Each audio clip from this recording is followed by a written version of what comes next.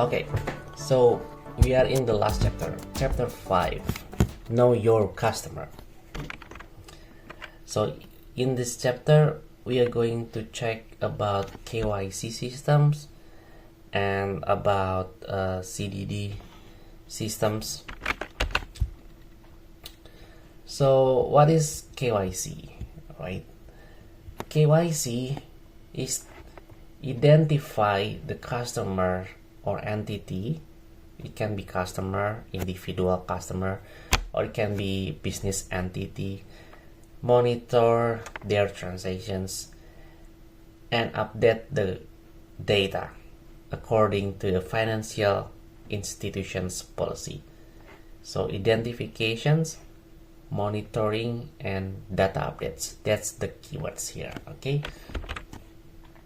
So let's see from example from Mercari Group KYC, which is, if you want to read the details, you can read from their blogs. Okay. So here is, you can see a flow chart on how they conduct KYC. So basically something like this. Okay, so when you register to the applications of Mercari. Mercari is basically e-commerce or marketplace in Japan. When you open an account, there is an initial screening process performed to assess risk, right, involved in carrying the business with the customers. The initial screening is done against various risk database. So they conduct the screening to check who are you by checking to various risk database. The customer then will be marked. They will label the customers as suspicious or not suspicious. In case of there is a risk involved, they will mark as suspicious. Right? So you can pause the video and take a look at the flow, right? So based on that example, right, as you can see here, there is a screening process, assess risk, and then there is a labeling process. Okay, so we are going to check about risk management now. So what is risk management? So risk-based management is to do assessments of risk. So we need to identify a risk of the customers or the entity and labels the subject, right? Can be product, customer, and geography based on the risk level, right? So based on the risk level, we can create different policies and procedures for mitigations and countermeasures. Okay, so let's see the risk matrix. So this is an example on how to conduct the risk assessment, right? So let's say there is a new customers, Acme rocket powered pogo stick company, that want to conduct business with you. So you do this risk assessment, checking different kind of criteria, and this is the value of the criteria, and then you decide the risk, high, medium, or low, based off the criteria, right? So for example, the country is United States, and then maybe we know that United States has a lot of regulations in AML, as I have shared with you in chapter 3, right? So the ranking is low. Product risk, this is business loan, a legal entity LLC, because this is a private company, so ranking medium. Business type is toy manufacturer, so the ranking also low. So you create a score based on that and provide the weight. And you just do the simple computations by summarize it, and you get the final score. You summarize all of the score, multiply this with the weight, and you get this final score. And based on the score, you decide the final risk level. In this case, it has a low risk.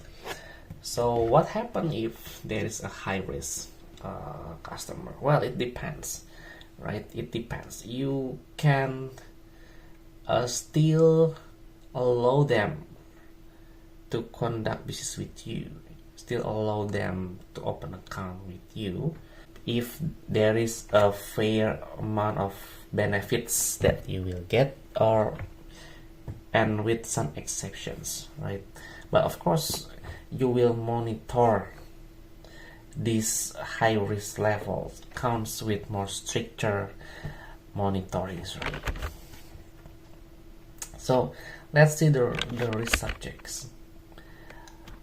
Customer, right? Customers, basically, if there are foreign financial institutions or corporations, they might have a higher risk because they are foreign, and maybe you don't know how strong the anti-money laundering process there, right? So it might be higher.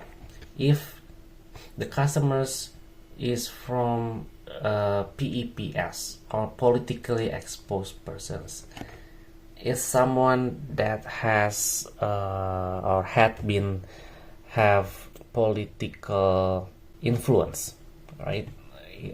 He can make a political decisions, right? They usually have higher risk because politicians tends to do corruptions. I'm sorry, but that's the truth.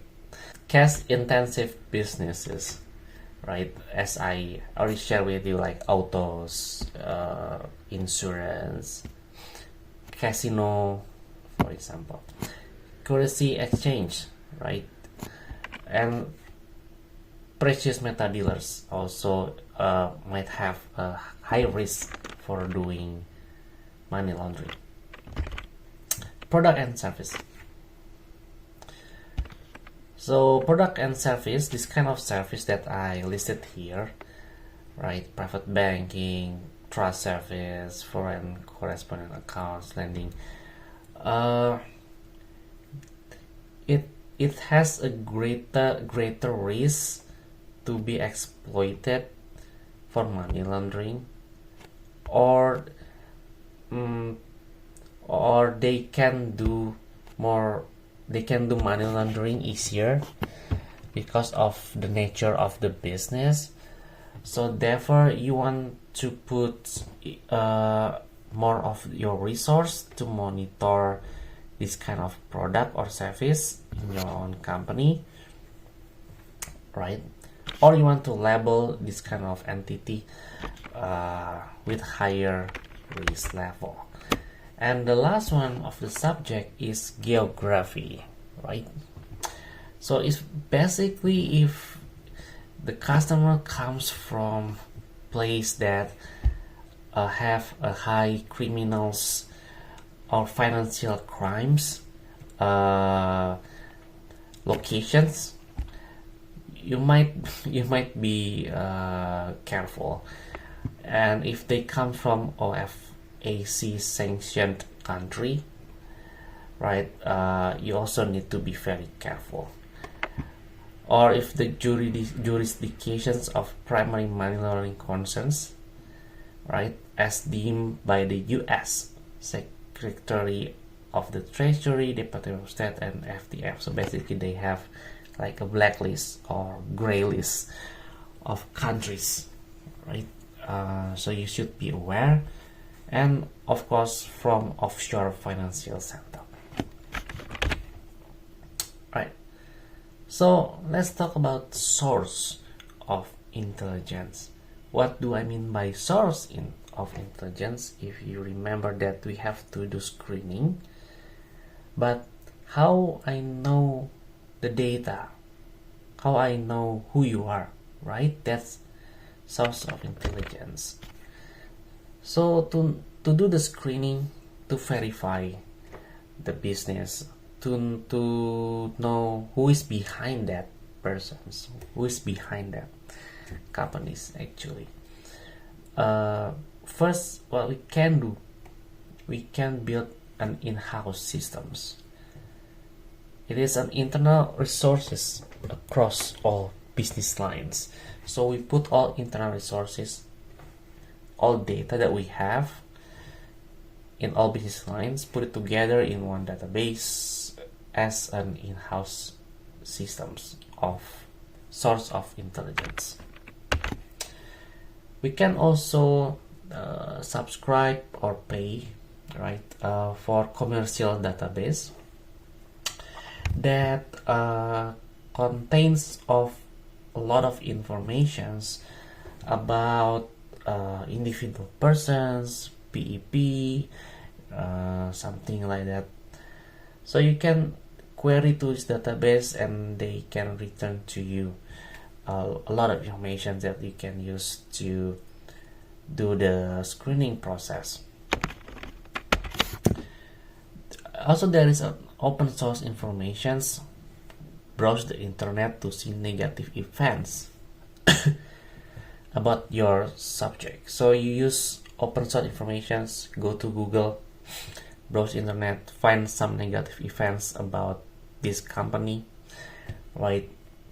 Even there is a training over here, right, that will train you how to find informations in internet to conduct the screening, to conduct the money laundering check, right? And then you can also browse the internet, but this time on the dark web, because maybe there are information that is not indexed in the regular search engines and only exists in the dark web. Public records, right? There are records that managed by governmental agency that you can use, maybe from policies or from anti-money laundering department in your country that you can use. You can also crawl social networks, right? Try to find about your customers. You can use FIN-CEN 314B, so it's kind of like database provided or shared among authorized finance systems. They can use database to check about money laundering screening systems. And last is AML software. So there is a paid software that you can use. Inside that software, there's a lot of features you can use to do money laundering, to do anti-money laundering. And one of them, there is a built-in customer identification systems that you can use. That is a source of intelligence. Alright, there is many types of KYC. One that I want to share with you is a centralized KYC, right? CKYC means central know your customers. It is a centralized database created by the government that eliminated the need for KYC information across the financial sector. It means that governments will be the one who has the source of information about your customers, okay? And then any financial sector just need to use that information. So it's why it's called centralized KYC. For example, in Japan, every citizens can have what they call my ID card. Right? In that card, when you register the card, you have to submit your identity, a lot of personal information that you have to submit, and they will verify it. So most likely the information is genuine. And then with that card, within that card, there is a chip. So this chip you can tap on the NFC scanner like in your phone, so that applications that needs to do KYC with that my ID card just need to tap your card, and then you give the permissions, and these applications can retrieve your information, your personal informations directly from the government, right? So I think this is the last slide. Let me check. Yeah, this is the last slide. Transaction monitoring. So we already discussed about screening system, how to verify the identity, and then also how to update the data, like using centralized KYC, for example, right? To keep updating the data. Yeah, actually I haven't talked about that much, but hopefully you get the idea of the importance to always keep updating the data of your customers, of your transactions, right? Always try to learn the patterns. In this slide, it's about transaction monitoring. It's about ability to detect any unusual activity with fewer false positives. It's about how we can build a system with accuracy in a way that it can detect the money laundering with less false positive, and we should constantly review it. And the system should provide data for analysis of any trends and patterns, because the trends and patterns can be changed. And these three engineering blocks, again by Mercari, which you can see the behind the scene, how they conduct this monitoring with real-time monitoring. Every time the customer doing transactions, they monitor it, right? So this is a massive investment, right? But it is important, because failing to do so, if the company get a penalty, the damage will be very big, right? But again, there is another company out there that, because they see this as not a department that is not produce revenue, so usually they just apply a bare minimum requirement, right? So yeah, that's the reality. So that's it. Yeah, I hope you learned something from this video. I hope now we understand about money launderings. I hope you can be aware of it. So until the next video, keep learning, stay healthy. See you again. Bye bye.